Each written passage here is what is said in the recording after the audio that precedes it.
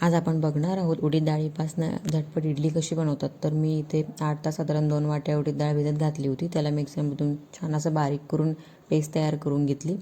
नंतर आपल्याला इथे लागणार आहे आलं लसूण मिरचीची पेस्ट, थोडासा कट केलेला कोथिंबीर. चला तर पटकन रेसिपीला सुरुवात करू. तर जे आपण बॅटर तयार केलं आहे याच्यामध्ये साधारण 2 चमचे मी मीठ टाकलं. त्याच्यानंतर थोडंसं त्याच्यामध्ये मी हिंग घातला. चिमूटभर हिंग आहे, जास्त नाही घालायचा. चिमूटभर याच्यामध्ये मी हिंग पावडर टाकली. नंतर मी थोडीशी याच्यामध्ये चिमूटभर हळद पावडर टाकलेली आहे. नंतर आपण जो कट केलेला कोथिंबीर होता तो याच्यामध्ये मी घालणार आहे. नंतर याच्यामध्ये जी मी आलं लसूण आणि मिरचीची जी पेस्ट तयार केलेली होती तर ती पेस्ट याच्यामध्ये आपण घालायची आहे. ही पेस्ट थोडीशी जाडसरच ठेवायची. नंतर साधारण 3 ते 4 चमचे याच्यामध्ये तेल टाकायचं आणि छान प्रकारे हे जे मिश्रण आहे ना साधारण 5 ते 6 मिनटे एकत्र करून घ्यायचं आपण. म्हणजे 5 ते 6 मिनटे आपण याला एका दिशेने असं मिक्स करून व्यवस्थित फिरवून घ्यायचं.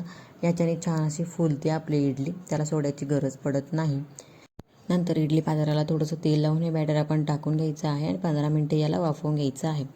ही रेसिपी तुम्हाला आवडली असेल तर चॅनलला सबस्क्राईब करा आणि कमेंटमध्ये मला नक्की कळवा की तुम्हाला आजची रेसिपी कशी वाटली. व्हिडिओला लाईक करायला विसरू नका.